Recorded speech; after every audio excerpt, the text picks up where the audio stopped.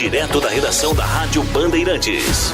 Um alerta para quem tem dores de cabeça frequentes. Uma pesquisa aponta que o consumo excessivo de remédios sem orientação médica pode provocar o efeito contrário e agravar as crises. A automedicação comum entre os brasileiros pode trazer problemas. O uso exagerado de analgésicos para dores de cabeça pode acabar causando o efeito contrário ou intensificar uma crise de enxaqueca ao longo do tempo.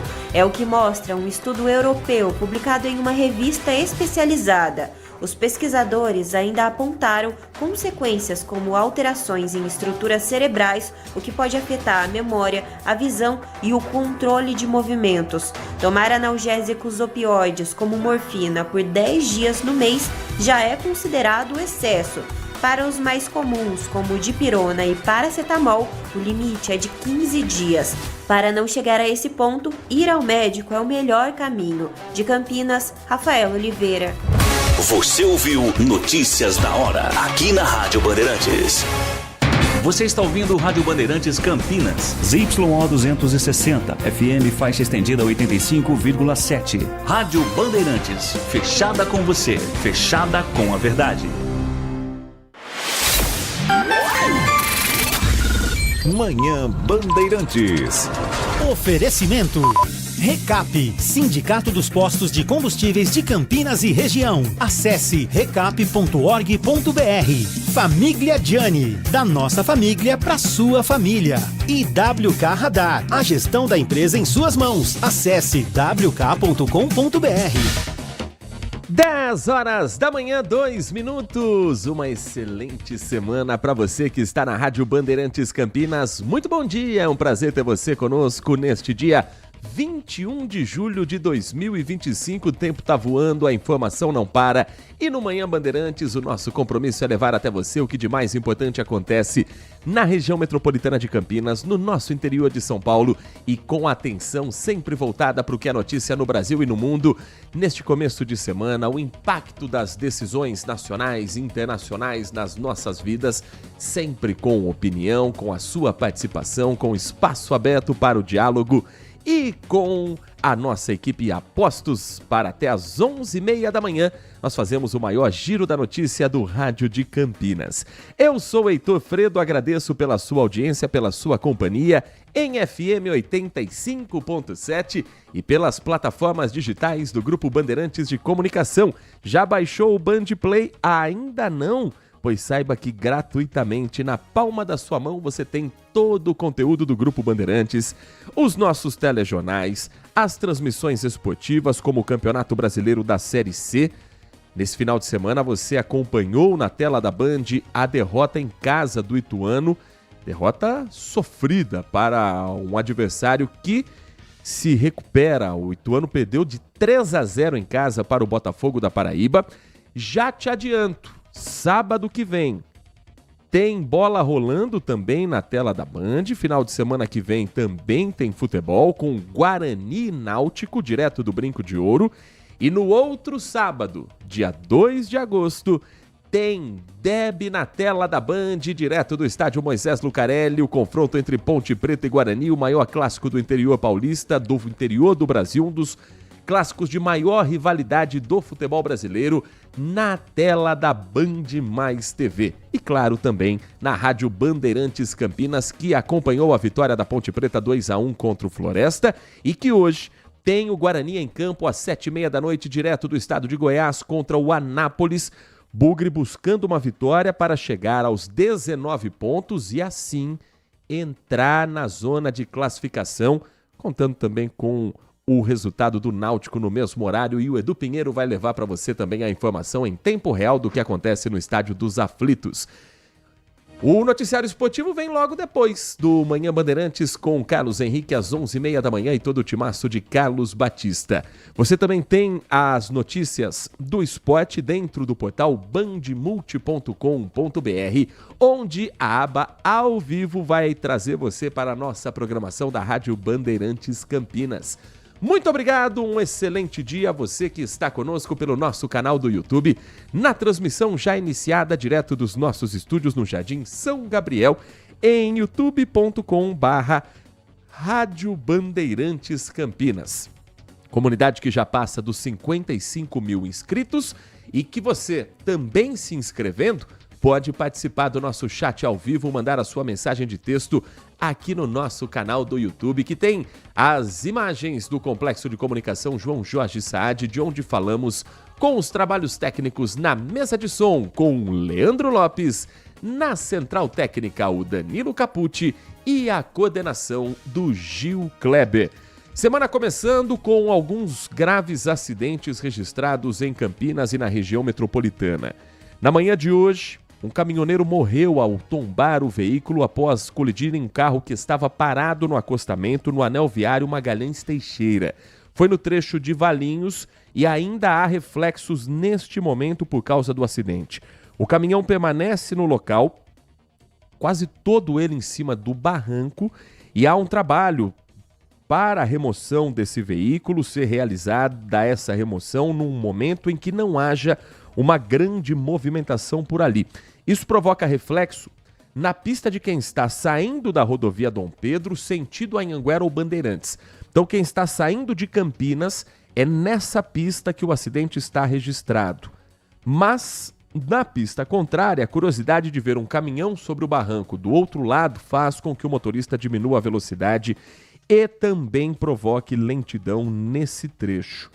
A informação da concessionária é que já a partir do entroncamento com a Anhanguera, no quilômetro 12, para o motorista que segue pela rodovia Dom Pedro, começa esse para e anda.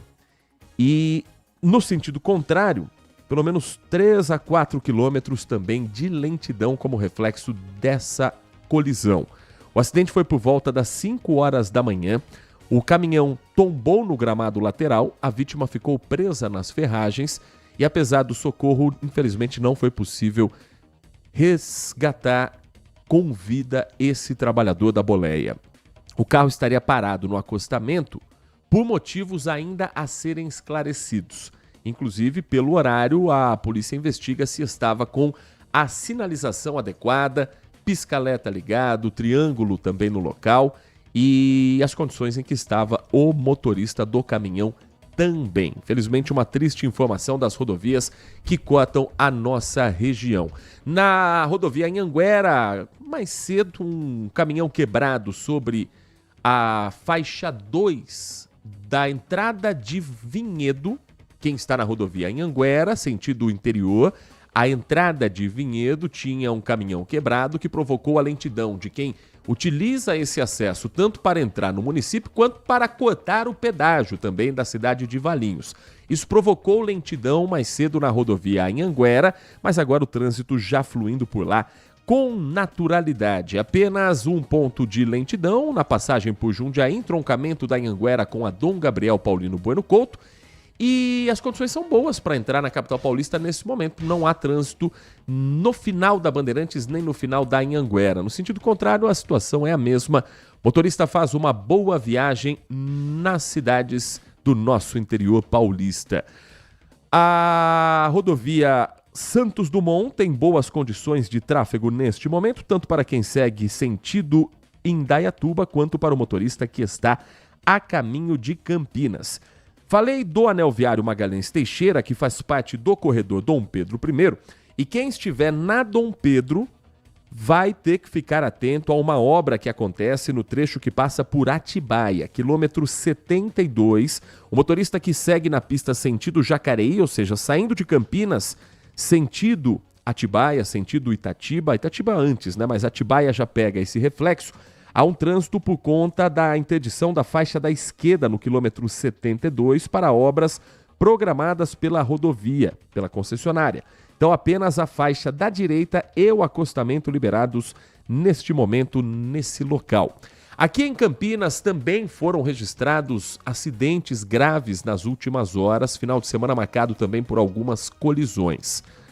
O caso mais recente, 2 no final de semana, no domingo. Ontem à noite, na Avenida John Boy Dunlop, um carro bateu contra um poste e uma criança de 11 anos, que era passageira do veículo, precisou ser socorrida, levada pelos familiares a um hospital. O poste ficou avariado com risco de queda. A CPFL atuou no local durante a madrugada e permanece analisando a necessidade da substituição desse poste. A princípio, o motorista não teve ferimentos, o garoto foi atendido no hospital, mas não corre risco de morrer. O poste que ficou ali, cai, não cai, aquele poste balança, mas não cai. Que trecho da John Boy Dunlop, Heitor? Foi no cruzamento com a Heitor Ribas Bueno, próximo ali pelo menos a Heitor Ribas Bueno, numa das principais avenidas de Campinas. Outro gravíssimo, esse sim, acidente aconteceu na Vila Teixeira. Uma jovem de 28 anos morreu enquanto pilotava uma motocicleta e atingiu a lateral de um ônibus no cruzamento da rua Cadete João Teixeira com a rua José Maria Lisboa. A moto atingiu a lateral da linha 210. A jovem, no momento da colisão, cai da motocicleta embaixo do veículo e acabou sendo atropelada porque o motorista afirmou não ter tido tempo de reação. A morte foi confirmada no próprio local. Ainda há uma dinâmica a ser estudada se houve algum tipo de desrespeito à sinalização de trânsito, quem teria preferencial naquele momento para atravessar. Isso tudo está ainda sob investigação por parte da Polícia Civil aqui na cidade de Campinas. 10h11, vamos girar mais notícias que marcaram as últimas horas, porque a Polícia Militar prendeu 7 suspeitos por tráfico de drogas e porte ilegal de arma de fogo.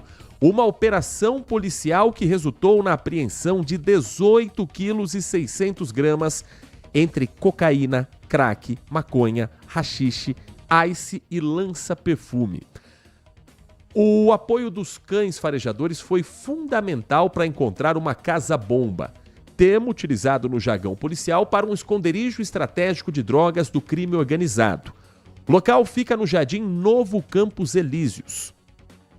2 dos suspeitos que foram identificados, fichados e conduzidos para a delegacia já têm antecedentes criminais por tráfico, furto, roubo e receptação.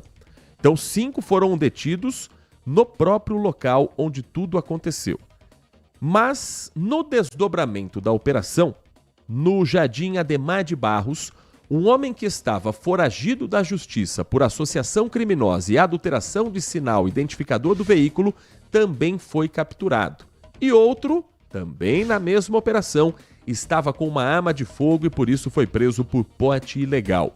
Caso encaminhado à 2ª Delegacia Seccional de Campinas, uma das maiores ocorrências de combate ao tráfico de drogas destes últimos meses aqui em Campinas, não só pela quantidade, mas pelo número de presos e pela possibilidade de quebrar um ponto estratégico para o crime organizado.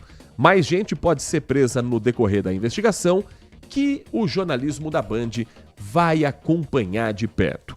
Também estamos na cobertura do caso que chocou a cidade de Hortolândia, o interior paulista, e o Brasil todo, com a crueldade feita contra uma menina de apenas 15 anos na cidade de Hortolândia.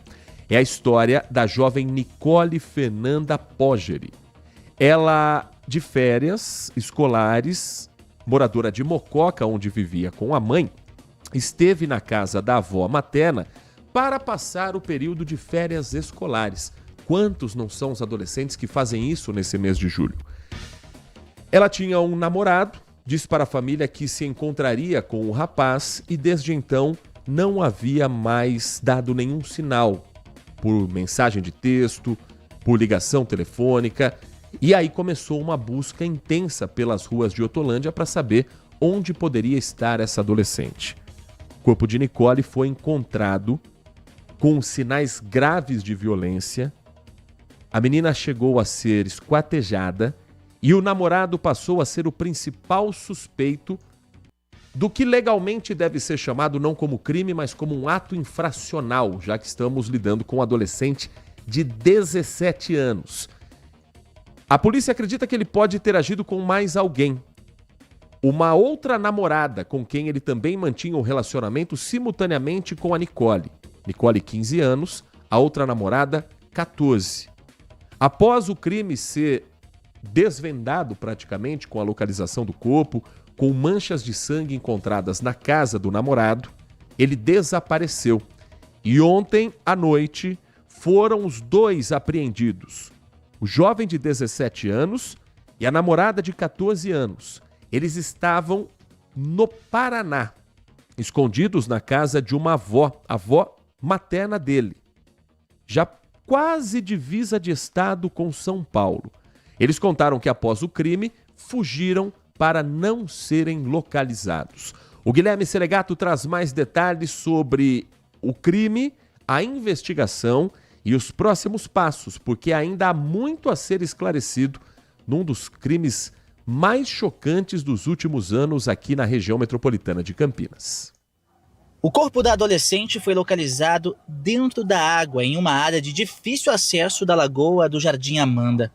Equipes da Guarda Municipal faziam buscas nas imediações quando cães farejadores sentiram o cheiro e indicaram a presença do cadáver.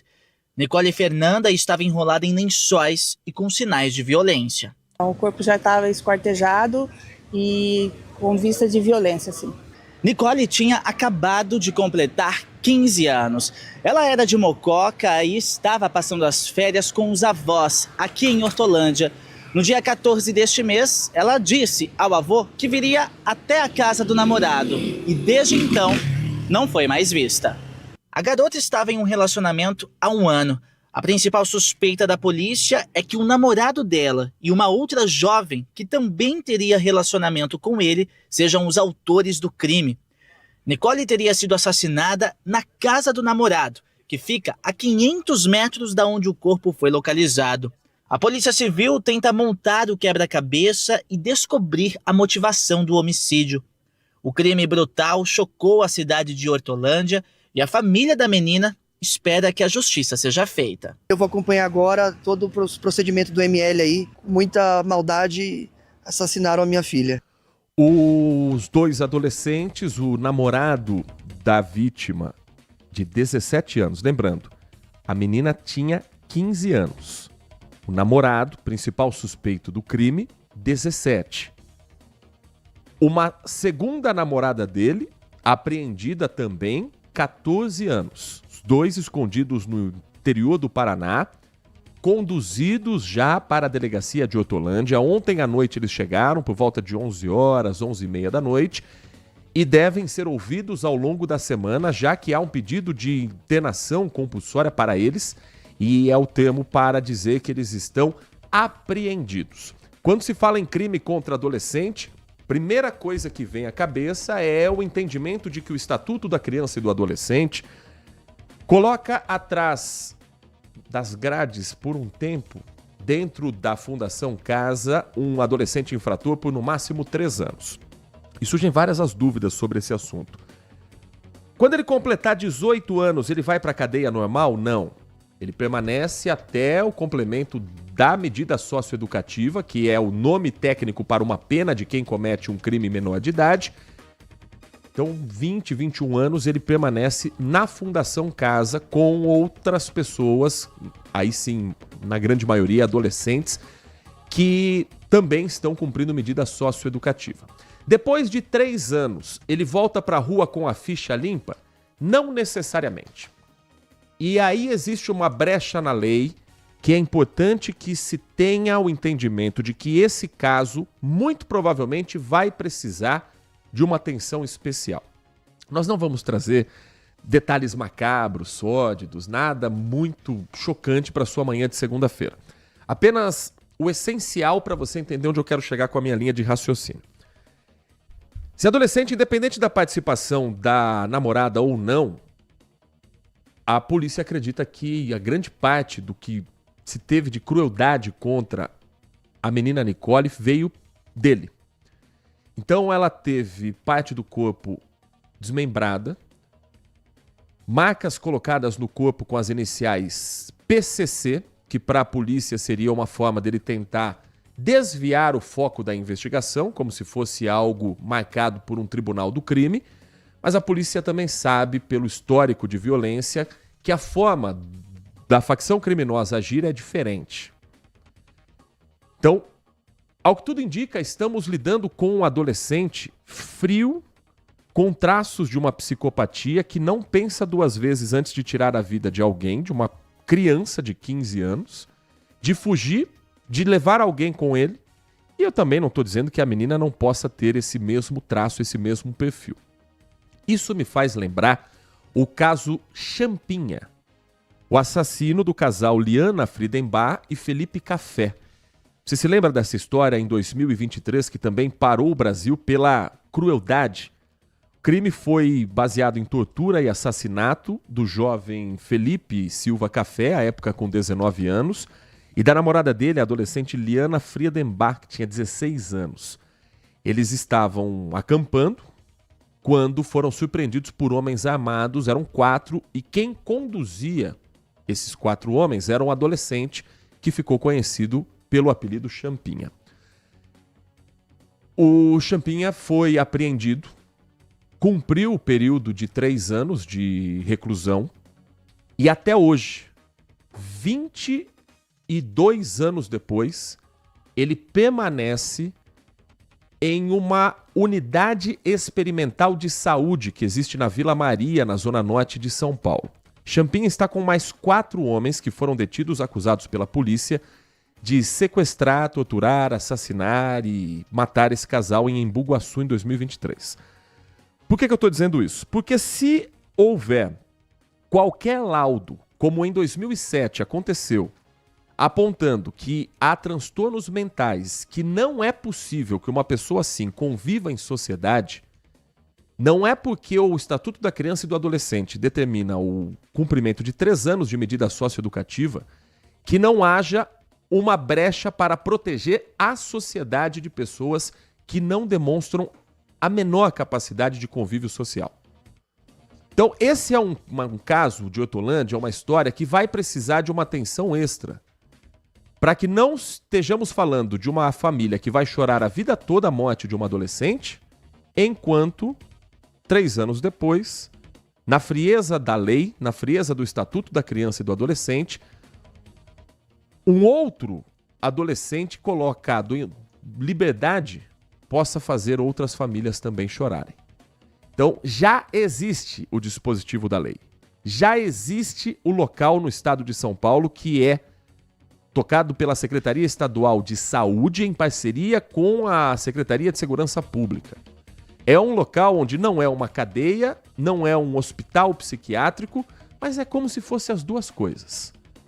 Então, que esse não seja tratado como um ato infracional de um adolescente que pode ter uma regeneração na vida.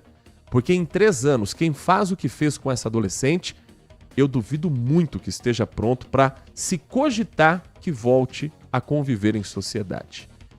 10h23, o Manhã Bandeirantes traz mais novidades ao longo do dia do que for acontecendo aqui no nosso Giro da Notícia, no Giro da Informação, de uma segunda-feira em que as temperaturas começam a subir. E será que é um indício para a semana? Ou será que eu estou me empolgando demais com os termômetros neste momento em Campinas, na casa dos 21 graus? A umidade relativa do ar está em 66%. E quando a gente comemora 21 graus como calor, quer dizer que eu passei frio no final de semana, Nath Luquezzi. Bom dia para você. Bom dia, Heitor. Bom dia a todos os ouvintes da Rádio Bandeirantes. Parece até que a gente não está no Brasil, né? Comemorando 21 graus. Pois é, mas pode comemorar até quarta-feira, porque quinta-feira o cenário passa a mudar, mas até quarta-feira os dias amanhecem sob predomínio de sol, temperaturas em torno ali de 12, 13 graus, bem diferente do que a gente viu nos últimos dias de mínimas de 8, 9 graus. Sobre a influência aí de uma massa de ar seco, as condições de tempo aqui na região seguem estáveis, predomínio de sol, sem previsões de chuvas até quarta-feira, como eu bem mencionei. As temperaturas voltam a subir gradualmente ao longo da semana, porque sim, finalzão de semana teve uma breve queda nos últimos dias por conta da influência de uma frente fria que passou pelo Atlântico, já se desconfigurou. Hoje a máxima está prevista em torno de 26 graus, mas a condição de tempo seco nos aspectos de números de dias que a gente tem vivido sem chuvas, a baixa umidade relativa do ar persiste e deve se agravar ao longo da semana. Só para vocês terem uma ideia, a umidade relativa do ar mínima deverá ficar em torno ou abaixo de 30% a 35% hoje à tarde e deve ficar entre 25% e 30% na terça e na quarta-feira. Então, Sempre é bom reforçar, recomenda-se atenção especial à hidratação, através da ingestão de água, bebidas não alcoólicas, umidificação dos ambientes e de uso de soluções fisiológicas. Há possibilidade de chuva sim, entre quinta e sexta-feira, o que vai ajudar o tempo a ficar com a umidade relativa de ar um pouquinho mais alta, que também passará pelo litoral e deve ocasionar ainda pouco impacto na região. Mas é claro que eu vou mantendo vocês atualizados, por enquanto tempo bastante seco e o solzinho que vai gradualmente surgindo e mostrando as caras durante a tarde no dia de hoje. 10h25, ontem o Canal Livre na Band recebeu como convidado o jornalista, filósofo e professor livre-docente na área de ética da Escola de Comunicação de Artes da USP, Clóvis de Barros Filho. Um encontro para falar sobre educação, sobre os projetos para o futuro da educação brasileira e com um dos destaques também da importância do estudo de filosofia já para os adolescentes no Brasil entenderem o mundo em que estão e começarem a pensar fora da caixa. Vamos trazer um trecho de Clóvis de Barros no Canal Livre de ontem do Grupo Bandeirantes de Comunicação. É preciso que o educador tenha permanente como tema de reflexão, não como resposta pronta, verdadeira e indiscutível, como tema de reflexão, onde queremos chegar no processo educativo. Por quê? Porque acredite, não é porque uma técnica é nova que ela é necessariamente contributiva. Ela é um meio entre outros. E para que nós possamos atribuir valor a um meio, é preciso ter alguma noção do que queremos que aconteça, do que queiramos que aconteça no final do processo. Ou seja, que tipo de competências a escola deve permitir o aluno alcançar para que ele possa viver uma vida humana auspiciosa, uma vida humana pungente, uma vida humana que dignifica a sua existência. Perceba isso, gatos não vão à escola porque a sua espécie já lhes forniu tudo de que precisa para uma vida de gato. Humanos vão à escola porque a natureza não lhes abasteceu com quase nada. É preciso aprender a viver. Ora, se é preciso aprender a viver, seria interessante que a escola trouxesse para o âmbito da reflexão mais profunda os grandes valores da vida e da convivência para os quais a escola deve capacitar, sob pena de estarmos educando sem saber para quê.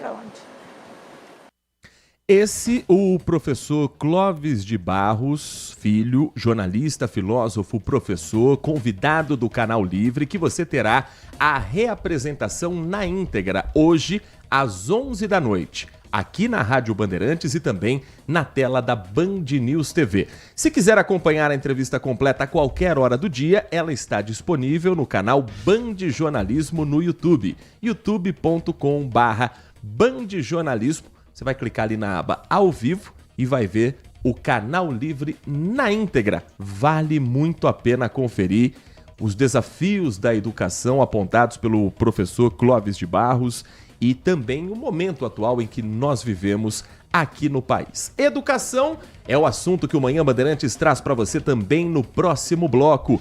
Vem aí a temporada de vestibulares, a prova do Enem, as redações, as obras literárias, em pleno período de férias. Hora de acelerar o passo para quem vai prestar o vestibular, hora de aproveitar o último momento de descanso antes de aí sim se enfiar de cabeça nos livros. Quais são hoje os desafios procurados pelos vestibulares mais concorridos, como por exemplo o da Unicamp? A gente vai tirar todas as dúvidas para você também conversar com seu filho, com sua filha, com seu neto, com a sua neta e acompanhar de perto um dos momentos mais importantes na vida de um jovem. São 10h29, o intervalo é rapidinho. Na próxima volta do intervalo, a gente já traz esses e outros assuntos para você. Manhã Bandeirantes. Agora, notícias da hora com as notícias locais, nacionais e internacionais, direto da redação da Rádio Bandeirantes. Um alerta para quem tem dores de cabeça frequentes. Uma pesquisa aponta que o consumo excessivo de remédios sem orientação médica pode provocar o efeito contrário e agravar as crises. A automedicação comum entre os brasileiros pode trazer problemas. O uso exagerado de analgésicos para dores de cabeça pode acabar causando o efeito contrário ou intensificar uma crise de enxaqueca ao longo do tempo. É o que mostra um estudo europeu publicado em uma revista especializada. Os pesquisadores ainda apontaram consequências como alterações em estruturas cerebrais, o que pode afetar a memória, a visão e o controle de movimentos. Tomar analgésicos opioides como morfina por 10 dias no mês já é considerado excesso. Para os mais comuns, como dipirona e paracetamol, o limite é de 15 dias. Para não chegar a esse ponto, ir ao médico é o melhor caminho. De Campinas, Rafael Oliveira. Você ouviu Notícias da Hora, aqui na Rádio Bandeirantes. Consumidor, muitas vezes, a qualidade do combustível que você coloca no tanque do seu veículo pode ser tão diferente quanto o preço que você paga por ele. Por isso, procure abastecer em postos de sua confiança e exija sempre o cupom fiscal. É seu direito e a sua garantia. Recap, Sindicato dos Postos de Combustíveis de Campinas e Região. Acesse recap.org.br. Festival de Sopas e Caldos é no Famiglia Giani. Neste inverno, nada melhor do que aquecer as suas noites com os melhores caldos italianos. Nosso Festival de Sopas e Caldos traz toda semana 4 opções diferentes, preparadas com ingredientes selecionados, feito com muito amor e carinho. Venha desfrutar do nosso ambiente aconchegante, familiar e perfeito para um bom vinho. Da nossa família para a sua família. Terça a sexta, das 18 às 20 horas. Famiglia Giani. Derby 210. Ponte Preta e Guarani no Brasileirão 2025. Dia 2 de agosto, às 17 horas, no estádio Moisés Lucarelli. Cobertura especial de um dos maiores clássicos do Brasil. A história das disputas, a rivalidade, os gols, os números e os destaques. Derby é aqui na Rádio Bandeirantes. Oferecimento Cortag 30 anos, com você construindo o mundo. Acesse cortag.com. Clínica Prime Man, sua autoestima começa na saúde íntima. WhatsApp 19 99787 7603. Manhã Bandeirantes. 10 horas da manhã, 33 minutos, 10h33, hoje dia 21 de julho de 2025, ainda estamos no período de férias escolares. Fala a verdade, Nath Luquez, na época de estudante era o momento que a gente mais esperava. Ai, que delícia, sonho, saudades inclusive, né? 2 férias por ano. 2 férias por ano, era maravilhoso. Agora, para alguns estudantes, julho não dá tempo de você descansar e de pensar em muita coisa, porque vem aí a temporada de vestibulares. Os calendários das principais universidades do Brasil, dos vestibulares mais concorridos, já foi divulgado, já é conhecido. A FUVEST, por exemplo, que é o processo de vestibular para o ingresso na USP e em outras universidades também, como por exemplo o Barro Branco, para quem quer seguir a carreira de policial militar, tem as inscrições batendo na porta já a partir do dia 18 de agosto. A Unicamp tem as inscrições abertas para o dia 1º de agosto. E é um mês que o estudante tem, de 1º de agosto a 1º de setembro. No caso da Unesp, universidade também pública do estado de São Paulo, as inscrições ficam para um pouquinho mais para frente, 4 de setembro. Agora, quem já prestou vestibular sabe que quanto antes começar o processo de estudo, mais seguro você chega para o dia da prova. E é sobre esse assunto que o Manhã Bandeirantes conversa com o Anderson Gama, diretor pedagógico do Colégio Crescer, nosso convidado nessa edição de hoje, a quem agradecemos por atender o nosso convite e estar presente aqui nos nossos estúdios. Anderson, muito bom dia, é um prazer ouvi-lo. Bom dia, muito obrigado. Será um prazer aí ajudar. Quem tiver dúvidas, quiser mandar. Eu sei que é um período que tem mais perguntas do que respostas, né? E não existe fórmula mágica para ter um bom sucesso. A única fórmula mágica é estudar e estar preparado, né? Mas mesmo assim, tem alunos que estudam, estão preparados e chegam no dia da prova, ficam nervosos e às vezes não conseguem desempenhar como estão acostumados. Então, realmente é um período muito desafiador. Talvez o maior desafio da primeira juventude aí, né? Até os alunos de 12, de 18, alguns com 20 anos. Então, realmente é um grande momento, porque é uma decisão, né? Não é só a prova.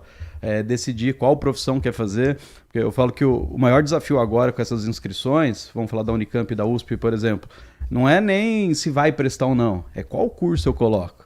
Iago, chegou aquela grande pergunta, né? A criança ouviu há 17 anos atrás, todos os anos, a avó perguntando na mesa lá do Natal o que quer ser quando crescer. Chegou a hora de responder, né? O que eu vou colocar ali? E aí, se esse aluno já está com dúvida sobre isso, ele já se coloca em dúvida sobre tudo. E ele coloca ali na dúvida de quem ele é, o que ele vai fazer da vida.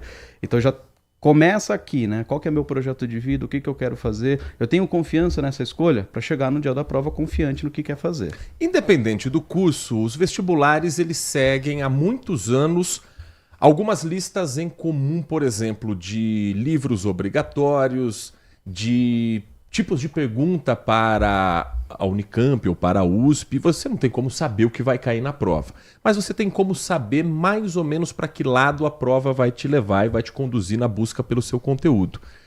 Nesse período de férias escolares, o que o aluno pode fazer? Adiantar leituras obrigatórias, começar a se esforçar um pouco mais na matéria que ele não é tão craque assim? Qual que é a dica para quem agora tem mais tempo livre em casa? Vamos lá. Eu acho que colocar os livros em ordem acho que é um desafio muito importante, porque realmente são mais livros. 15, 20 anos atrás era uma lista única. Então você lia os 10, 15 livros lá da Unicamp, era para a USP também, estava tudo certo. Hoje não. USP tem sua lista, Unicamp tem a sua lista, você já tem que ir direcionado para o que você quer fazer, né? Se você quer tentar as duas de maneira igual, você tem aí quase 30 livros para você colocar de meta para leitura, né? A Unesp, por exemplo, e o Enem não pede livros de leitura, mas eles pedem o estudo dos movimentos literários. Então você precisa conhecer as principais obras literárias, os principais autores, tanto da linha portuguesa quanto da parte brasileira, também alguns autores africanos, né? Então é muito importante você ter essa noção dos movimentos literários para que você na disciplina de literatura vá bem. Agora, para cada universidade, existe uma distribuição de cursos, de questões por matéria diferente. Então, se você pega a Unicamp, por exemplo, em matemática, vão ter ali de 12 a 13 questões de matemática, algumas interdisciplinares. Na FUVEST serão 10, na Unesp serão 8, no Enem serão 45. Então, já é muito diferente, cada universidade tem ali a sua preferência de perfil de aluno que ela quer. A FUVEST, por exemplo, que é um aluno muito técnico. Então não tem muita enrolação. Resolva, faça, identifique coisas muito precisas. O Enem já é uma prova extremamente de leitura muito ampla. Então o que a gente recomenda? Essa época, além de estudar o que é necessário, que vamos dizer o currículo básico, é o aluno já ter muito claro qual que é a estratégia de prova dele. Então vamos começar ali. Qual curso eu quero fazer? É o momento de já fazer esse pensamento. Eu quero esse curso. Tá, qual que é a nota de corte? Quanto que eu preciso tirar para conseguir entrar nesse curso? Eu preciso na UFVEST, lá na USP, tirar 45 pontos. Então vamos colocar uma meta de 55 pontos. Tá, esses 55 pontos vão vir de quais matérias? E aí o aluno vai fazendo. Faz um simulado, faz uma prova antiga só para ter uma noção de como ele tá, para ele aí fazer esse plano de prova. O que é esse plano de prova? Se eu preciso tirar 55 pontos, eu vou acertar 5 de matemática, 3 de química, 4 de física, 8 de história, e aí ele vai montando o plano de prova para saber o que ele vai focar. Porque se a gente for olhar de maneira bem fria, faltam 3 meses, 90 dias. Se você vai muito mal numa matéria, por exemplo, matemática, em 90 dias, você não consegue resolver a matemática toda do ensino médio. Então, se o aluno tem muita dificuldade em matemática, talvez valha a pena ele pegar só os assuntos mais básicos, porcentagem, regras de 3, proporção, o básico de geometria, para que essas ele consiga tirar, que sempre vai ter questões sobre esses assuntos. Aquelas coisas mais profundas, trigonometria, logaritmo, determinantes, matrizes, deixa para depois, deixa se precisar para o ano que vem. Vamos torcer que não precise para o ano que vem, né? Mas é importante o aluno ter uma noção de como que ele está. Agora, tem outros assuntos, por exemplo, história, geografia, que é muito mais de reter a informação. Se você sabe as informações, você consegue ali se dar bem na prova. Então, às vezes, nesse momento, seja mais interessante o aluno conseguir adquirir mais informações sobre isso, não necessariamente esse conhecimento mais estruturado.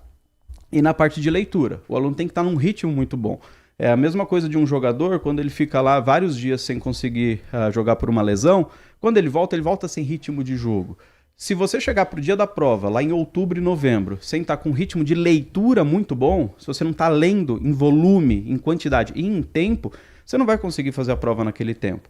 Então, é hora de aumentar esse ritmo. Então, aquela pergunta, você está lendo pelo menos 3 horas por dia?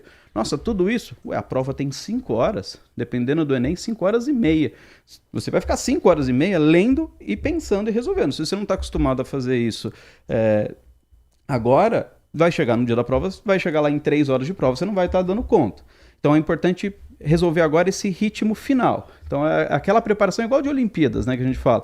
Não é hora de fazer um teste de carga maior, não é hora de tentar colocar o corpo num limite. É hora de fazer a manutenção do que você já tem e tentar resolver algumas lacunas. Mas para isso precisa de rotina e ser sistemático. Não é pegar um dia, tô empolgado, ouvir lá na rádio, agora eu vou, aí amanhã não faz. É a constância, agora é a constância. Ler todo dia pelo menos 3 horas, fazer ali pelo menos de 30 a 40 exercícios por dia para conseguir chegar lá no dia das provas num nível bom. Nath Luquezzi, nosso convidado de hoje, o Anderson Gama, diretor pedagógico do Colégio Crescer, falando a respeito do período de vestibular que está por vir, batendo na porta dos jovens aqui de Campinas. Bom dia. Uma das coisas, acho que permeiam esse período são as incertezas já do aluno e muitas das vezes a pressão, não só dos professores, não só do próprio aluno, como dos pais. Eu queria que se você pudesse falar um pouquinho do quanto essa pressão pode chegar a atrapalhar esse aluno, que muitas das vezes até já está preparado no dia da prova, porque os pais querem saber se está indo bem, vai escolher medicina, querem mandar até no curso, o quanto esse pai, se ele estiver amparando esse aluno pode mandar até melhor na prova. Queria que você falasse um pouquinho sobre os pais. A parte emocional, eu acho que ela é o fator determinante de qualquer vestibular, porque para o aluno não é só uma prova, não é só aquela coisa que se ele não for bem tem uma recuperação, ele se dá um jeito lá no final do ano. É uma prova que vai definir muita coisa, vai definir em que cidade ele vai morar, vai definir que curso que ele vai fazer, isso talvez determine a profissão dele. Claro que não é tão determinístico, mas já dá um direcionamento. Se um aluno, por exemplo, entra num curso de odontologia, ele não vai ser enfermeiro daqui 3, 4, 5 anos. Ele vai ser dentista, né? Muito menos engenheiro. Ele vai ser dentista porque ele está escolhendo um curso de odonto, né? Então, claro que dá um norte. Não quer dizer que é determinístico de é esse curso, só isso que eu vou fazer da vida, acabou. Mas precisa dar um norte. E para isso, a família ajuda muito nessa parte de, primeiro, conhecer o filho. Porque tem aluno que, se você não pressionar, ele não se movimenta.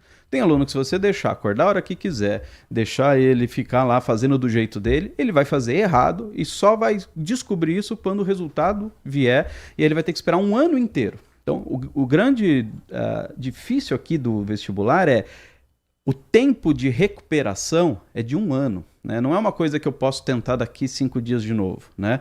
O tempo de espera é muito grande, então não pode ter muitos erros graves. Agora, se a família está tão ansiosa quanto o aluno, essa ansiedade da família vai passar para o filho, vai passar para a filha, e isso vai afetar, com certeza. Então, acho que é importante a família ter, assim, na dúvida, não tem domínio do que está fazendo, está com muita incerteza, não passa essa incerteza para o filho. Então, sempre acompanhe o seu filho está fazendo aquilo que é o estipulado como necessário, que é o empenho, o esforço e a dedicação dele, né? Agora, se o filho está há muito tempo fugindo da sua responsabilidade, porque tem aluno que vai falar, não, mãe, eu só estou descansando agora, estou jogando aqui meu jogo porque eu preciso desse tempo. E às vezes o tempo que ele tem de lazer, de descanso, está muito superior ao que ele realmente se dedica, talvez seja um indício de que esse aluno não está com a maturidade pronta. E aí esse pensamento tem que ficar pronto para a família. Meu filho, se ele está imaturo, mesmo com 17, 18 anos, será que ele está pronto para uma universidade? Às vezes, fazer 1 ano de cursinho, às vezes fazer ali um tempo, é um momento de amadurecimento muito importante. Porque às vezes esse aluno não quer sair de casa. Às vezes é o sonho dos pais, não é o sonho desse aluno. E o vestibular é uma coisa sobre a vida do aluno. Então, muitas vezes quando isso acontece, acompanhando, orientando os alunos, o que eu mais vejo é que, às vezes, essa conversa nunca houve de maneira franca. Filho, o que você quer fazer da vida? Ou até aqui os pais aqui vão te ajudar, ou até aqui é responsabilidade tua. Agora, se o pai dá uma tranquilidade, não, filho, você pode ter 30 anos que você pode ficar aqui em casa tranquilo, tendo roupa lavada, tendo comida na mesa, é óbvio que ele não vai querer amadurecer. Então, é uma conversa muito mais sobre maturidade e futuro do que realmente só sobre a prova, né? Agora, só para encerrar, claro, eu acho que é importante deixar para os pais claros isso, de que eu preciso conhecer meu filho, eu preciso entender como ele se movimenta, o que eu posso fazer para cobrá-lo, e tem várias histórias de pais que elevam essa cobrança ao máximo, isso dá resultado. Mas também, às vezes, esse aluno não aguenta essa pressão e sucumbe no dia da prova, né? Então, o que é mais importante? É meu filho passar no vestibular a custo da nossa relação, ou a nossa relação é mais importante do que só essa prova? Então, ter essa conversa, ter esse momento de aproximação, porque senão, realmente, cada um vai ficar no seu canto, e aí talvez esse aluno não consiga desempenhar bem no dia. Anderson, hoje nós acompanhamos uma geração, vocês muito mais de perto que lidam com ela na sala de aula, que é uma geração que nasceu com mídias sociais que buscam o instantâneo. Uma geração que já nasceu se acostumada a consumir conteúdo do TikTok em que as coisas precisam acontecer em 10 segundos. Se em 15 segundos o vídeo tiver muito enrolado na cabeça desse jovem, ele vai pular para o próximo vídeo. E um vestibular exige leitura de obras escritas há 100, 200, 300 anos, com outro ritmo, com uma outra sociedade e com camadas de profundidade. Como é que é o desafio da educação para fazer esse jovem, primeiro, se concentrar numa leitura diante de um mundo que exige dele agilidade, rapidez e pular para o próximo assunto? E como fazer para que, por exemplo, um livro que está na lista obrigatória da Unicamp, Alice no País das Maravilhas, é um livro cheio de camadas. Fazer com que esse jovem busque essas camadas de uma história que talvez ele conheça, de uma animação, de um filme, mas que não é isso que a Unicamp vai pegar. Como é que é esse desafio com essa nova geração? Eu acho que o primeiro passo é treino, porque realmente não é à toa que a gente tem na história da humanidade a primeira geração que o seu coeficiente de inteligência, o tal do QI, é menor do que a geração anterior, né? E isso está muito atribuído pelo tempo de atenção. Como tudo é muito imediato, a gente não articula a informação, e aí, além disso, para piorar o cenário do TikTok, tem a inteligência artificial que tem uma máquina pensando por mim. Então eu não preciso nem elaborar a pergunta, ele vai lá e já responde tudo estruturado. Agora, realmente, na prova, você não tem o TikTok para consultar, você não tem a IA para consultar, você não tem nada, você tem que fazer por si só. Então, qual que é o grande desafio aqui? O aluno treinar essa estrutura. E se ele sabe a estrutura que ele vai ser submetido, as provas não tem grandes alterações, ele precisa treinar esse processo para que no dia da prova ele consiga. Ele só vai estar disposto a treinar se ele realmente quer fazer aquilo. Então, por isso que eu falo que tudo começa sobre por que essa prova é importante para mim. Realmente, eu tenho uma perspectiva de futuro, eu quero essa universidade porque ela vai abrir portas. Por que eu estou fazendo isso? Porque simplesmente chegar e tirar uma nota baixa não vai mudar nada, né? Então, é muito mais sobre a motivação do que sobre o método. Agora, realmente os alunos, eles estão desacostumados porque tudo vem sempre muito fácil, muito rápido, muito já mastigado, ele não tem que garimpar, né? Eu acho que esse processo de garimpar e ver uma beleza em alguma coisa, para eles às vezes fica muito ínfime, né? Isso funciona em tudo. Ele vai viajar, vai ver uma paisagem, ele já está preocupado qual é o ângulo que vai dar mais like, ele não contempla. E aí, é isso que até a gente estava ouvindo um pouquinho da fala do Clóvis, né? Esse contemplar a vida, contemplar o processo, ele é um processo que está se perdendo, mas que a gente precisa resgatar, porque é quando você contempla o dia a dia que você pode criar coisas novas. Porque o que é o grande diferente nos dias de hoje? É que você criar coisas, você conseguir fazer uma relação que ninguém pensou e você está competindo com a máquina que pensa de maneira ilimitada. Então, ter essa percepção do valor do próximo, de me conectar aos outros, faz com que eu consiga ser um profissional melhor e aí eu consiga desenvolver. E é por isso que as próprias universidades colocam esses tipos de leitura na prova. Não é porque a Unicamp quer que você conheça a história da Alice ou a história de Iracema. Não, eles querem que esse aluno tenha o perfil de uma pessoa, né? O livro de Iracema, por exemplo, ele leva quase 2 páginas para dizer que uma folha caiu no chão, né?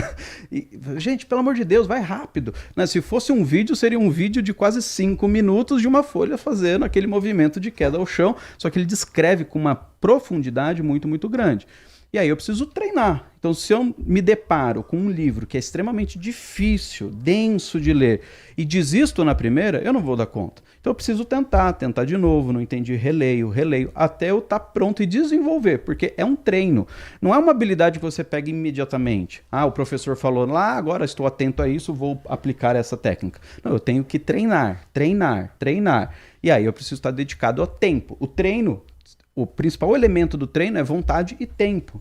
Então, a pergunta que fica para o aluno é: quanto tempo você dedica para esse tipo de treino? Quanto tempo do seu dia você está resolvendo exercícios, você está lendo, você está aprofundando conhecimentos? Se você faz isso em apenas 30 minutos, 1 hora, não vai ser suficiente, né? Tem que encarar isso como profissão. Hoje, em qualquer show que o aluno quer participar, tem que ir lá preencher o cadastro, coloca lá profissão. O que ele coloca? Estudante. Então, ele precisa entender, nessa idade, 17, 18, 20 anos, que ele é um estudante profissional. O que se espera de um estudante profissional? Que tenha o máximo de desempenho, de capacidade de entender informações, de articular ideias, de fazer correlações, porque os vestibulares, eles vão sempre pegar essas infinitas correlações possíveis, e eles são muito criativos. Então, por mais que você faça todos os exercícios que existem dos bancos de dados, sempre vai vir uma questão que você fala: nossa, nunca imaginei que ia fazer isso. Esses dias eu vi uma questão de física com literatura que envolvia uma obra de arte e um desenho do Oscar Niemeyer, e o cara conseguiu fazer aquele olho lá de Curitiba, né, daquele museu, e eles fizeram uma questão tão bem feita, eu jamais conseguiria imaginar. E eles são muito criativos, né? Então não tem como você ver tudo o que é possível, todas as correlações, mas você precisa estar pronto para resolvê-las, né? Se você precisa ser os melhores dentro do seu curso, e aí depende muito do quanto que você precisa ir bem. Então, volta de novo naquele ponto do planejamento. Se eu quero um curso como medicina, você tem que ir para a prova para gabaritar. Você não pode ter nenhum ponto de fraqueza. Então, você tem que ser o melhor dos melhores. Se você quer um curso como uma engenharia aeronáutica, você também tem que ir muito bem, porque o nível de concorrência é alto. Se eu quero um curso como nutrição, a prova já não exige tanto. Eu não preciso saber o detalhe do detalhe. Quer dizer que eu sou melhor ou pior? Não. Eu estou dizendo o que eu preciso, que tempo que eu preciso para conseguir passar naquela prova. E aí precisa jogar o jogo com o regulamento embaixo do braço. No final, tem que lembrar, gente, que o vestibular é um concurso público. O vestibular é isso. Ele tem um edital, porque ele está selecionando pessoas, né? Não é uma prova do seu conhecimento. É uma seleção de pessoas para uma quantidade de vagas e muito mais pessoas querendo entrar. Então você está competindo contra as pessoas. É uma competição. Então joga com o regulamento embaixo do braço. Quando você entende dessa maneira, com essa maturidade, a chance de você ter sucesso é maior. Mas tem que se preparar. Achar que só o seu brilhantismo no dia da prova vai dar conta, não dá, porque tem que ter muito preparo. Quem está se preparando, com certeza vai chegar na prova com uma condição melhor, tanto mental, quanto física, quanto de conhecimento. E aí consegue a vaga, e aí a pessoa fala: mas não sei o que eu fiz de errado. Às vezes não é que no dia da prova algo que você fez errado. Não foi o que você comeu no dia anterior que te deixou com um sono ruim. Às vezes foi seu preparo de um ano inteiro que não foi suficiente. Outro ponto crucial são as redações, e o número de redações com nota 1000 no Enem tem diminuído nesses últimos anos. O que você acha que é? Que é o rigor na correção, ou de fato porque os alunos com IA pararem de ler, tudo isso também se deve a essa falta de nota 1000 na redação do Enem? E eu queria que você desse dicas também para quem está em casa ouvindo, dicas práticas aí para arrasar na redação do Enem. Vamos lá. Sobre a quantidade de notas 1000, eu acredito que é muito mais o rigor do que realmente a qualidade de escrita. Porque quando a gente usa outros parâmetros, como o PISA, para falar de qualidade de escrita, o Brasil sempre esteve ruim em todos os momentos, né? Então, a gente não está hoje numa posição realmente de destaque de escrita nem de leitura, infelizmente. E realmente o Enem, ele tenta criar um processo de... quase que como se os corretores não querem dar a nota 1000. Se uma nota chega perto do 1000, eles vão fazer análise assim destrinchada ao máximo para que não veja nenhuma vírgula, nenhuma falha, para que a gente tenha certeza que aquela nota é uma nota 1000. Então, se você olha o número de notas de 980 e de 1000 e soma elas no total, todos os anos elas ficam muito próximas. Então, eu acho que a distância dessa quantidade de notas 1000 é muito mais sobre o rigor do que realmente da qualidade dos alunos. Agora, a prova de redação, é importante lembrar que ela existe uma estrutura, né? O Enem, por exemplo, avalia 5 competências. Cada competência vai valer 200 pontos. Então, o aluno precisa fazer a prova dentro dessa estrutura para que ele não seja punido pela regra de correção. A regra de correção do Enem, como é uma prova muito grande, a gente está falando aí de quase 3 milhões de estudantes fazendo a prova, você tem que ter um processo de correção muito bem detalhado e muito bem normalizado. Então, os corretores, eles não vão se apropriar da sua redação mesmo, eles vão tentar encaixar a sua prova naquela grade de correção. Então é importante que o aluno consiga fazer os conectivos entre os parágrafos, que é um dos critérios, que ele use repertório de fora, tem que usar, seja um pensador, seja uma novela, seja o que for, ele tem que usar um contexto externo. O Enem sempre vai ser sobre um problema social, algo que está acontecendo na realidade do mundo atual e sempre no contexto Brasil. Então você precisa trazer sempre uma proposta de solução. Então você tem que trazer os elementos de quem vai fazer parte dessa solução. E aí a gente ensina os alunos, né? Ficou sem ideia, não teve aquela ideia brilhante, diz que vai ser as escolas com uma conscientização, diz que vai ser o Senado através de alguma lei, diz que vai ser algum ente governamental. Então, você sempre tem maneiras de, se faltou ali, deu pane, né? Você consegue fugir, mas tem que treinar. Até porque ninguém espera que um garota de 17 anos tenha a resposta de como resolver o aquecimento global, né, professor? Exato. E eu falo assim, o pessoal da ONU ou o Ministério de Desenvolvimento do Brasil não vai pegar as redações do Enem para achar a solução do mundo ali. Então, ali é muito mais sobre você conseguir estruturar uma ideia do que realmente fazer uma solução eficaz. Isso tem que estar treinado. Então, de novo, redação é treino. O aluno tem que fazer, pelo menos nessa época do ano, para conseguir tirar ali pelo menos 920, 940, no mínimo uma redação por semana. O ideal são 2 redações por semana, né? Mas não é só fazer, é fazer e analisar o que fez, o que errou, como corrige. Então no Enem dá para fazer essa estrutura bem fechadinha. Unicamp e FUVEST, não tem essa estrutura. A Unicamp, você não sabe nem que estrutura de texto. O Enem sempre será uma dissertação. Sim. Na Unicamp ele vai pedir gêneros diferentes. Então pode ser uma narrativa, pode ser um ofício, pode ser um texto jornalístico, pode ser... Então você nem sabe o que vai ser posto para você. Aí eu acho que avalia muito mais. Se esse aluno sabe escrever, se ele não sabe escrever. E aí, como que você melhora o repertório de escrita? Pela leitura. Aluno que não lê não sabe escrever. Então, se você quer ter um repertório de escrita muito boa para Unicamp, você tem que ter um hábito de leitura muito bom. E não ler só o que você gosta. Então tem que sair da bolha. A Unicamp não quer aquele aluno que é uma caixinha fechada. Para a FUVEST já não. Para a FUVEST, você dominar muito bem os principais filósofos, né? Se você dominar ali 10 grandes filósofos e sociólogos, a chance de você se dar bem na prova da FUVEST é muito alta, porque normalmente são temas muito mais densos, né? Vai cair Kant, Sócrates, Platão, vai cair Durkheim, vai cair Weber. Então, mas você precisa conhecer eles. Se você souber isso, para a prova da FUVEST você já está muito melhor. Porque vão ser temas subjetivos sobre alegria, amizade, medo, estruturas sociais, engenharia social. Você fala, meu Deus, né? Como que eu sei isso com 17 anos? Se você se dedicar a estudar para isso. Porque a FUVEST quer pessoas muito mais técnicas, muito mais direcionadas. Então, é diferente. A própria universidade, quando monta a sua estrutura de prova, ela já está filtrando qual é o tipo de aluno que ela quer ali dentro. Então a prova não é só uma avaliação de conteúdos, é o perfil daquele aluno. E eu preciso estar alinhado àquele perfil. Eu quero entrar na Unicamp, eu preciso ser um aluno leitor e aberto a muitas possibilidades. Eu quero ser um aluno da FUVEST, da USP, eu preciso ser um aluno focado e muito bem desenvolvido na área de conhecimento que eu estou me propondo. No Enem, eu preciso ter um geral sobre tudo. Então, se o aluno não souber moldar a sua forma para a universidade que ele quer, ele vai ter mais dificuldade. E como que eu me moldo para todas? é um pouco difícil. Então você tem que se dedicar muito tempo para isso. Aluno que quer passar em todas as universidades precisa estar estudando pelo menos 10 horas por dia para conseguir esse objetivo. Dá, mas é muito mais difícil. E realmente a concorrência comparada a 20 anos atrás é muito maior. Porque pensa que não tem vaga para todo mundo. Então o aluno que não passou ano passado está tentando. O aluno que não passou ano retrasado está tentando. E esse aluno está tentando talvez com uma vontade muito maior para o aluno que está no terceiro ensino médio agora.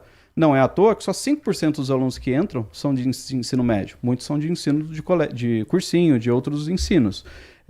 Isso é um problema? Não necessariamente.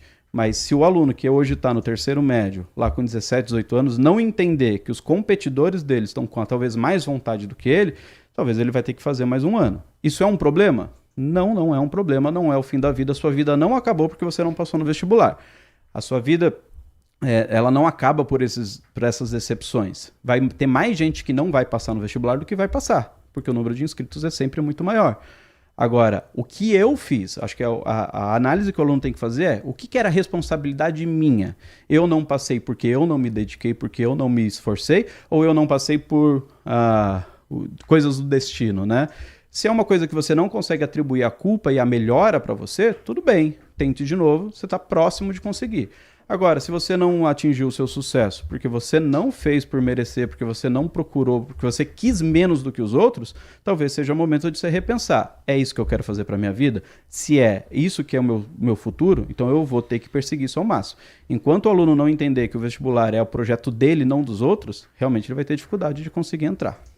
O senhor falou da redação da FUVEST, eu me lembro que em 2007 eu fui preparado, imaginando que seria uma prova sobre acontecimentos gerais, sobre o mundo daquela época em que surgia o iPhone, em que as tecnologias estavam chegando. Então eu fui com conhecimentos gerais, atualidades.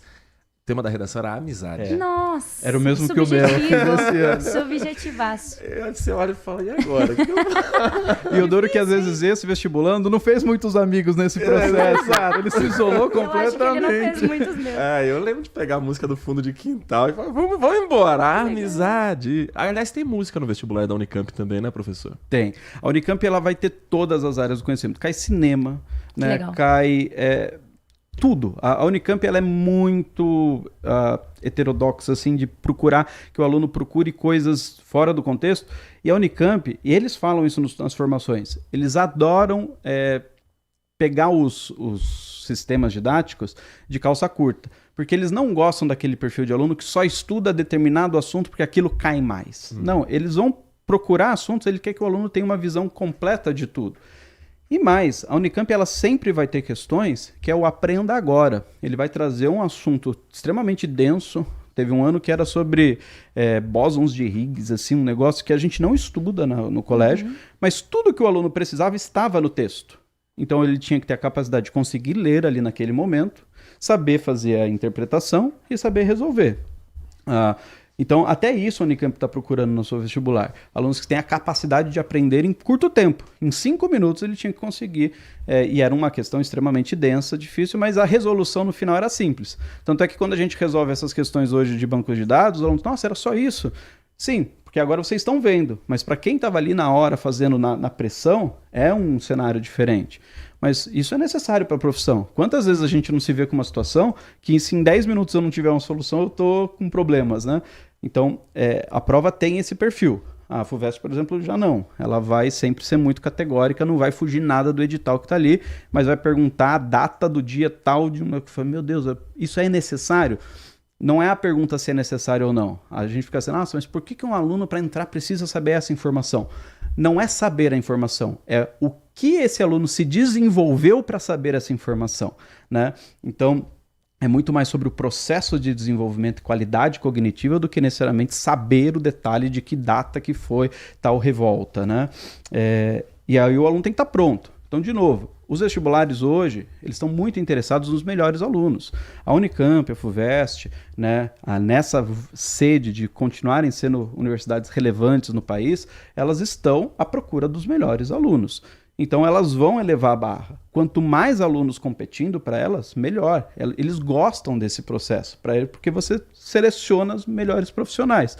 Daí faz com que tenha uma pesquisa mais profunda, profissionais mais relevantes, e aí o nome da instituição sobe junto também. Então tem que lembrar que é uma competição. E errado ou não, o Enem já não gosta muito dessa perspectiva. O Enem quer que todo mundo entre, né? Então, é uma prova diferente, é uma prova mais acessível. No Enem não vai ter aquela questão pegadinha, não vai ter aquele assunto denso, são assuntos mais, não só superficiais, mas mais gerais. Então, é fácil, entre aspas, você chegar na prova e conhecer todas as questões. Para a FUVEST, para a Unicamp, não. Então, entender o perfil dessa prova para conseguir fazer ela bem feita. Só que, por exemplo, num Enem, a prova é extremamente de leitura, muitas páginas. Um caderno de provas do Enem, por exemplo, tem quase 32 páginas, só de perguntas e respostas. Da FUVEST tem 17, 18, né? Metade.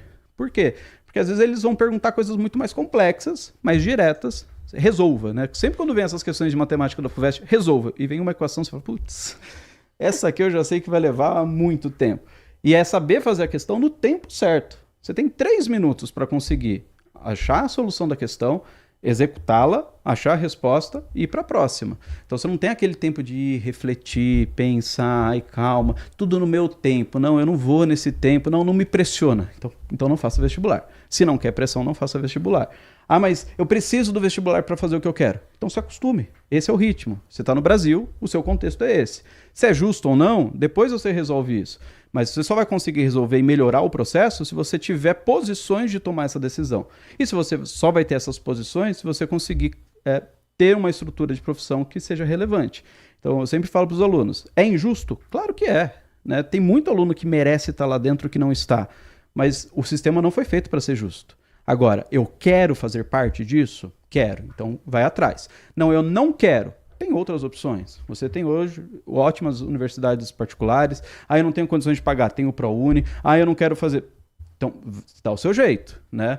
Agora, só ficar reclamando que as coisas não dão certo, que o mundo é injusto e que eu não estou indo bem por causa disso, é muito mais sobre você do que sobre o processo.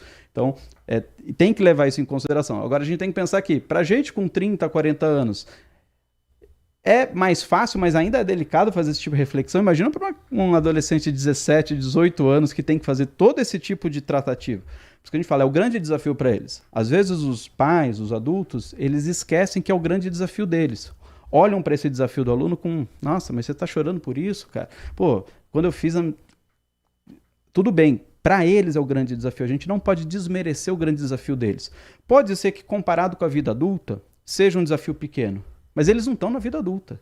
Eles estão no processo disso. Então a gente precisa respeitar e ajudá-los, seja cobrando, seja incentivando, seja exigindo. E aí cada pai, voltando àquele assunto, né? Cada pai, cada mãe entendendo como que o filho se comporta. Né? Tem filho que eu preciso puxar, tem filho que eu preciso acolher, tem filho que eu preciso abraçar, tem filho que eu preciso chorar junto, tem filho que eu tenho que falar mal do processo junto. Mas no final o que importa é que esse aluno esteja bem no dia.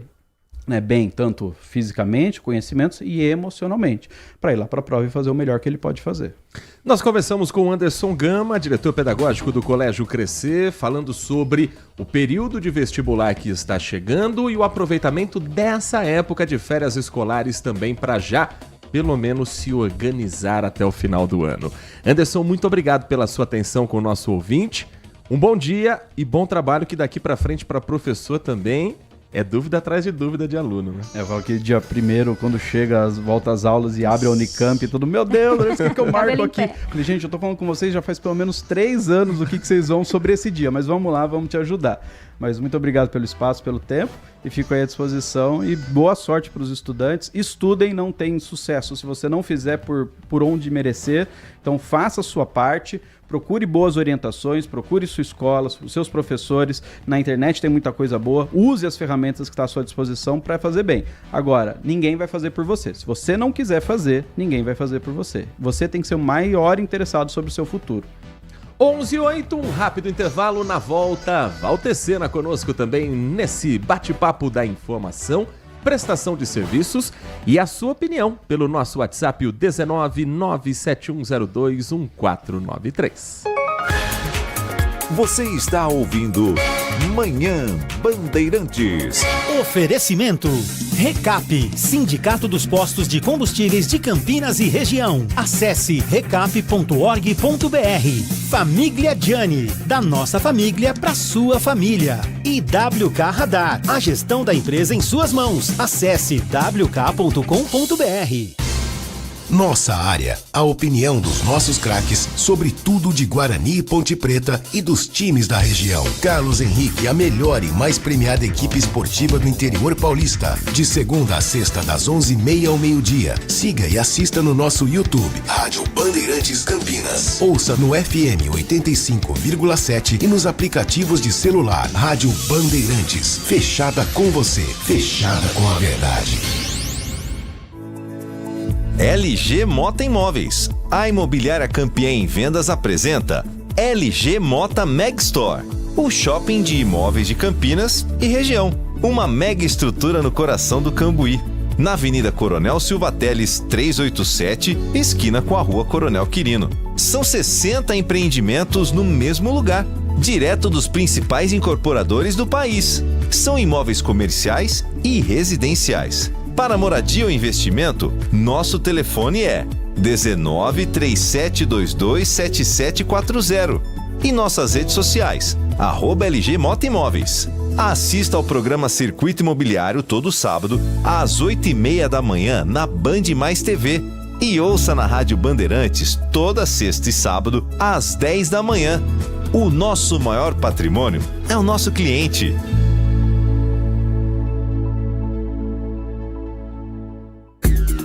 Consumidor, muitas vezes, a qualidade do combustível que você coloca no tanque do seu veículo pode ser tão diferente quanto o preço que você paga por ele. Por isso, procure abastecer em postos de sua confiança e exija sempre o cupom fiscal. É seu direito e a sua garantia. Recap, Sindicato dos Postos de Combustíveis de Campinas e Região. Acesse recap.org.br. Manhã Bandeirantes.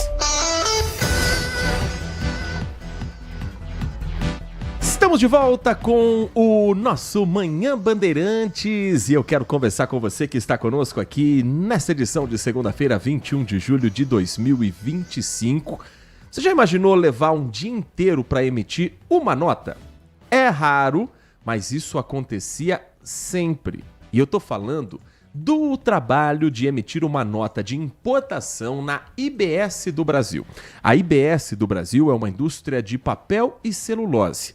A Gisele, que é analista fiscal por lá, contou pra gente que o processo era tão cheio de falhas, feito com base em planilhas, que ela precisava parar tudo para conseguir concluir essa tarefa. Isso tudo ficou no passado depois da implantação do WK Radar.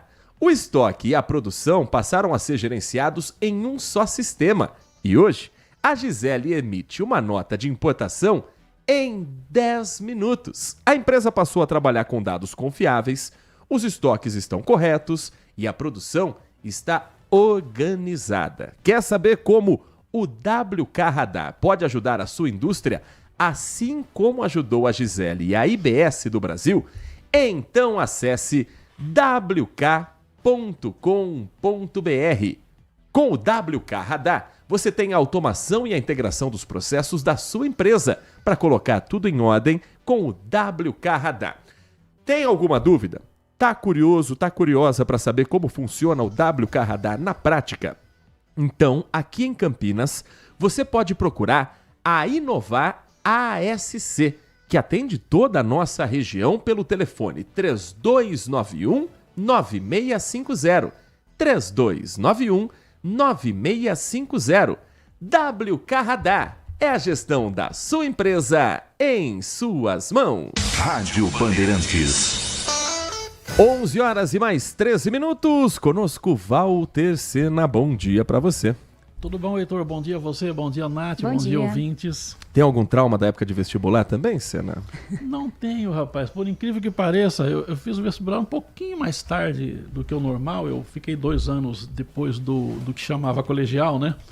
No passado, o ensino médio era colegial. Então, do colegial para a faculdade, eu fiquei 2 anos sem estudar. E quando eu fui fazer o vestibular, eu fiz PUC, né?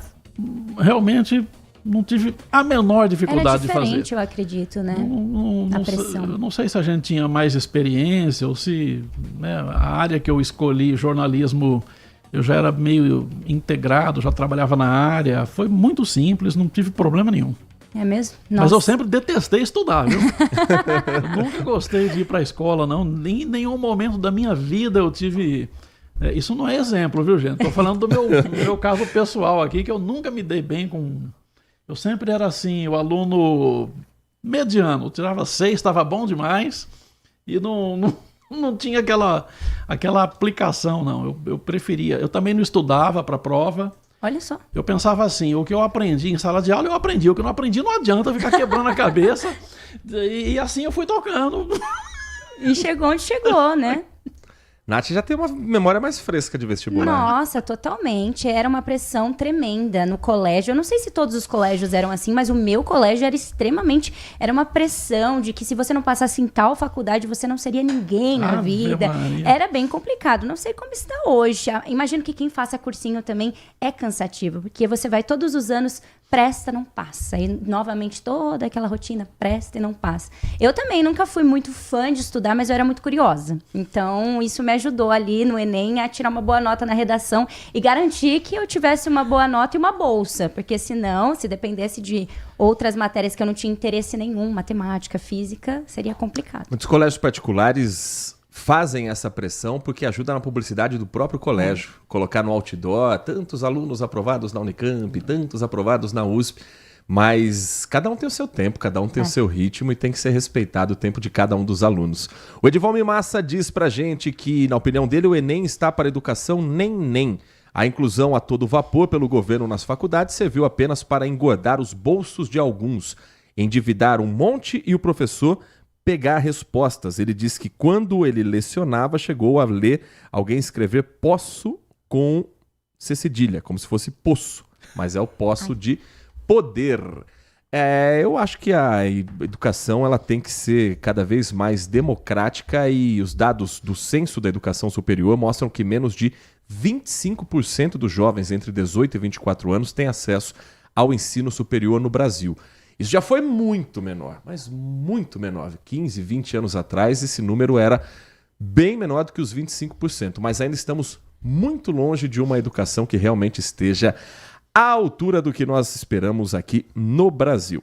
11h16. Deixa eu trazer aqui uma reportagem para a gente girar os assuntos também nacionais e internacionais, porque não tem como a gente não voltar a semana esperando pelo dia 1º de agosto, o dia que está por vir como sendo o do início da taxação dos Estados Unidos ao Brasil. Os reflexos já começam a aparecer na economia local. O Rio Grande do Sul é um dos maiores exportadores de móveis do Brasil. E as tarifas por lá já estão afetando os produtores por aqui. A Gabriela Lerina vai trazer alguns dos exemplos. Tem produção que está parada no estoque porque tinha uma data para chegar depois do dia 1º e os compradores dos Estados Unidos falaram, não, espera aí que eu não sei quanto que vai custar isso no final da história. E ela conversou com o Giovanni Baggio, que é economista, e a gente traz os detalhes dessa reportagem para você. Na terra do vinho também se produz móveis. São mais de 300 empresas, produtos comercializados dentro e fora do Brasil. Clientes fixos, mais de 50 países. Quase 20% dos móveis produzidos na região de Bento Gonçalves são exportados para o mercado americano. Um setor que ia de vento em popa. Agora é pé no freio. O tarifaço previsto por Donald Trump a partir de 1º de agosto já impacta os negócios. Aqui nessa fábrica, uma encomenda de 2.100 cadeiras, exatamente como essas, estava pronta para ser despachada para os Estados Unidos. Mas o pedido foi suspenso. Os 6 contêineres lotados poderiam chegar lá só no mês que vem, já com a taxa em vigor. Por isso, os clientes resolveram esperar. É um grande cenário de incerteza, é difícil de virar a chave, não vou para os Estados Unidos, vou para outro mercado. Isso não vai acontecer num curto espaço de tempo. Nesta outra empresa, 2 contêineres com cozinhas, armários, racks ficaram pelo caminho. 2.000 peças compradas por americanos para serem enviadas a Porto Rico não saíram do depósito. O efeito cascata poderá tornar-se muito grande dentro do setor. Por exemplo, desemprego, não no nosso caso, mas tenho colegas que representam 20%, 30%, 40% do faturamento na exportação. Aí sim, aí a situação é muito complexa. Estudo da Universidade Federal de Minas Gerais apontou que o Rio Grande do Sul será o segundo estado brasileiro mais prejudicado pela cobrança da tarifa, atrás apenas de São Paulo. As perdas no PIB gaúcho podem chegar a quase 2 bilhões de reais. Esse segmento desempenhando mal, eles tendo dificuldade, também isso acaba tendo impacto, em toda a economia. Bom, os últimos capítulos dessa novela envolvendo Donald Trump e tarifas do Brasil, o ministro Fernando Haddad, ministro da Fazenda do governo federal, afirmou na manhã de hoje que a pasta já tem planos de contingência para qualquer decisão que o presidente Lula tomar contra o tarifaço de 50% imposto por Donald Trump na semana retrasada. Ele não revelou o conteúdo desse plano, mas afirmou que vão ser medidas de ajuda aos setores diretamente afetados pela taxação do presidente dos Estados Unidos aos produtos importados do Brasil. As estratégias, no entanto, não implicarão em novos gastos públicos, segundo o ministro Fernando Haddad. O que o presidente Lula já havia prometido, Sena, era a busca por novos mercados compradores dos produtos que estão estocados. Na reportagem nós ouvimos uma das produtoras dizer: isso não é tão fácil, porque as cadeiras, os móveis, as mesas já estão todas fabricadas e aqui paradas. Isso vai refletir vários setores. No caso dos móveis, é um produto que você pode manter em estoque e depois repensar numa estratégia.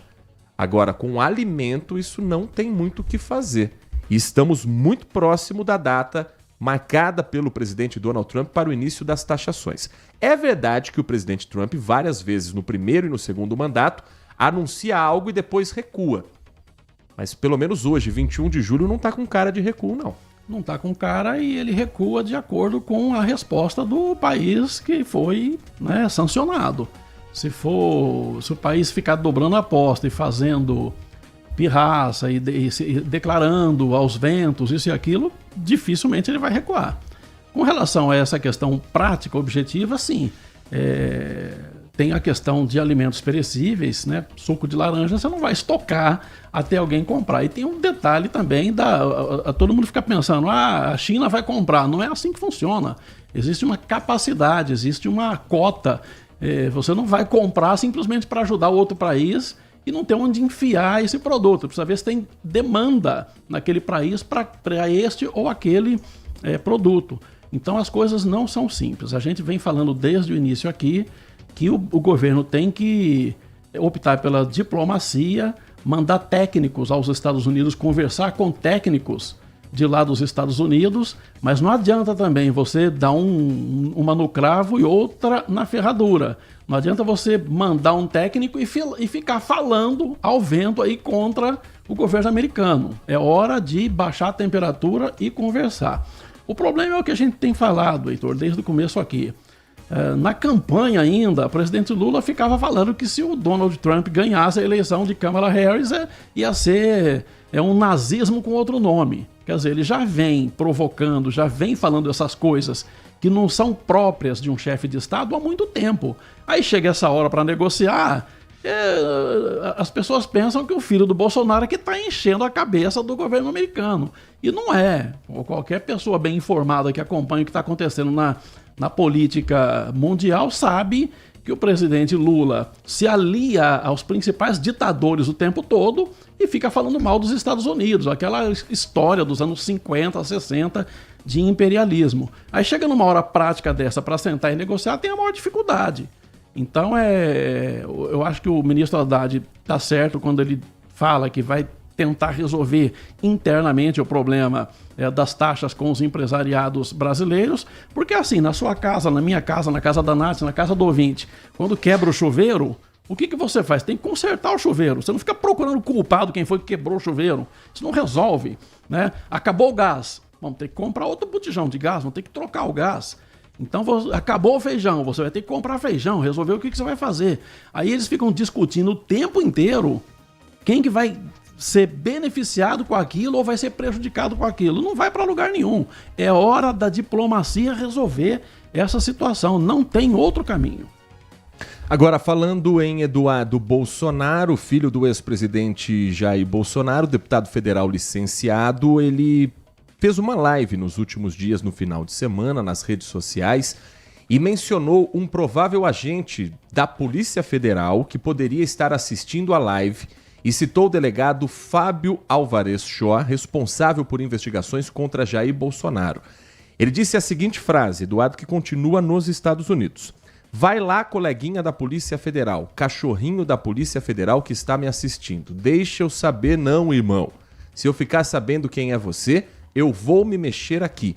Pergunta ao tal delegado Fábio Alvarez Shaw se ele conhece a gente. O diretor-geral da Polícia Federal, Andrei Rodrigues, declarou à reportagem da Band, agora há pouco, na manhã de hoje, que a declaração do deputado licenciado Eduardo Bolsonaro durante uma transmissão ao vivo é o que ele considera uma covarde tentativa de intimidação aos servidores da corporação.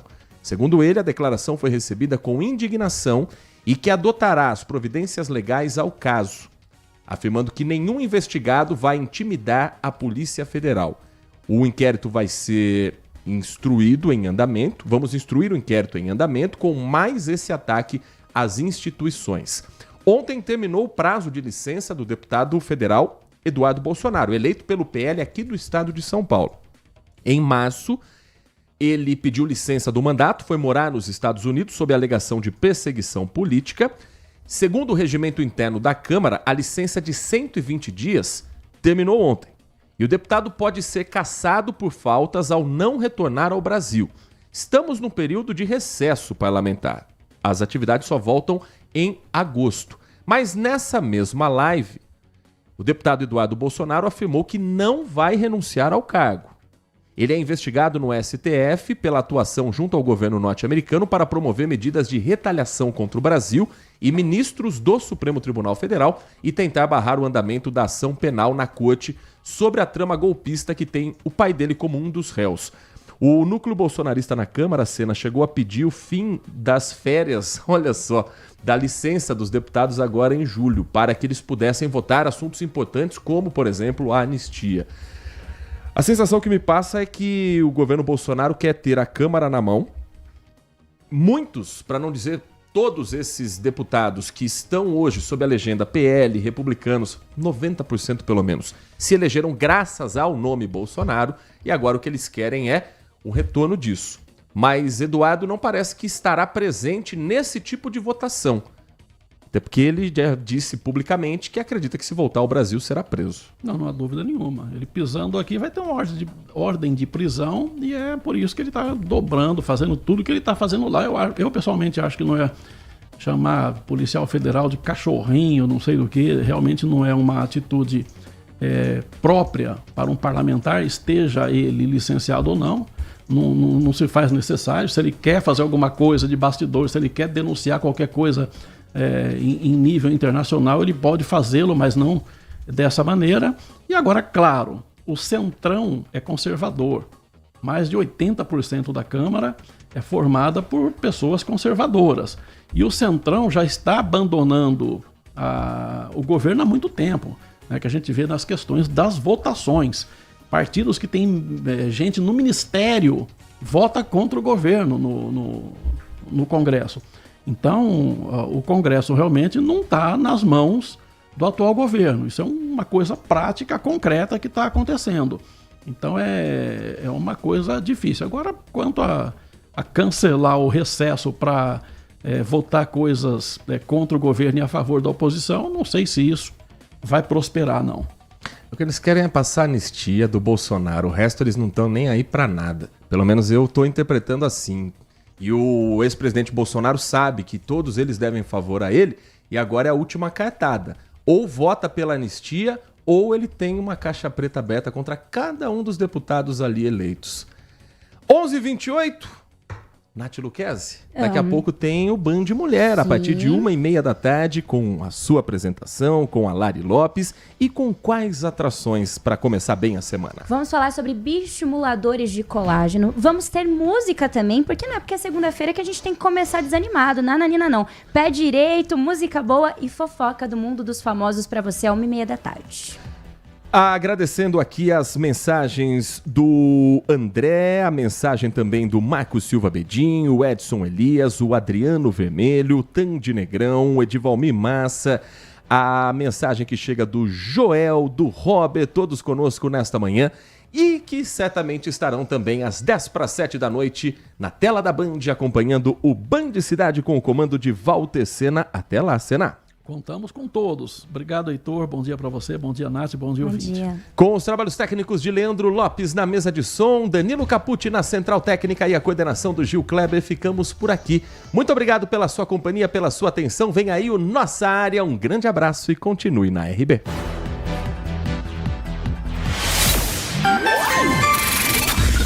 Manhã Bandeirantes. Oferecimento. Recap, Sindicato dos Postos de Combustíveis de Campinas e Região. Acesse recap.org.br. Família Gianni, da nossa família para sua família. E WK Radar, a gestão da empresa em suas mãos. Acesse wk.com.br. Agora, notícias da hora com as notícias locais, nacionais e internacionais, direto da redação da Rádio Bandeirantes. Um alerta para quem tem dores de cabeça frequentes. Uma pesquisa aponta que o consumo excessivo de remédios sem orientação médica pode provocar o efeito contrário e agravar as crises.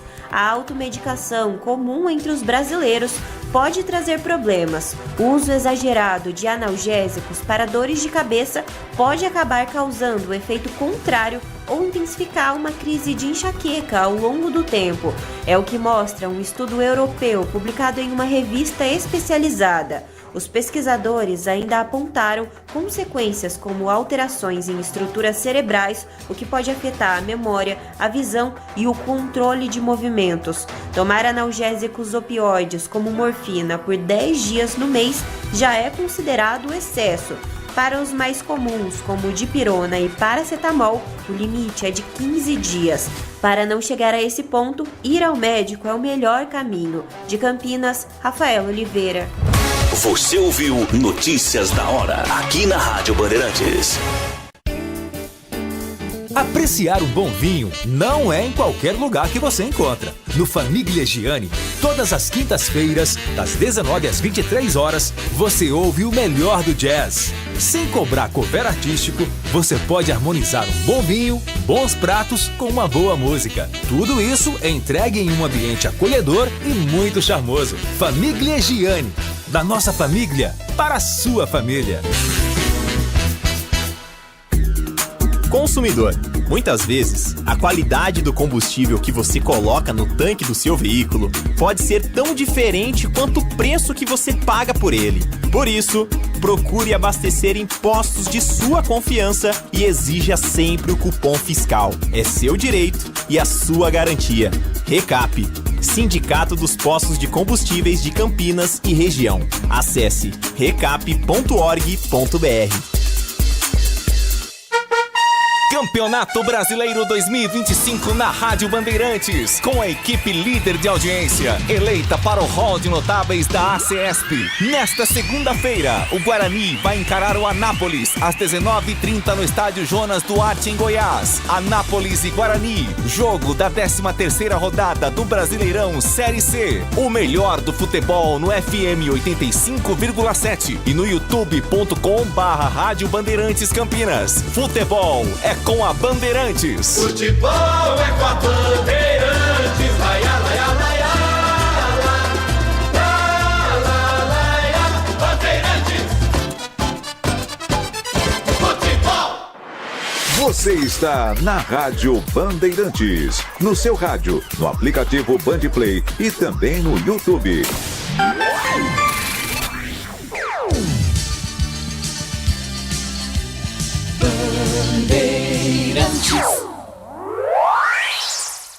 Você está ouvindo o Rádio Bandeirantes Campinas. ZYO 260, FM faixa estendida.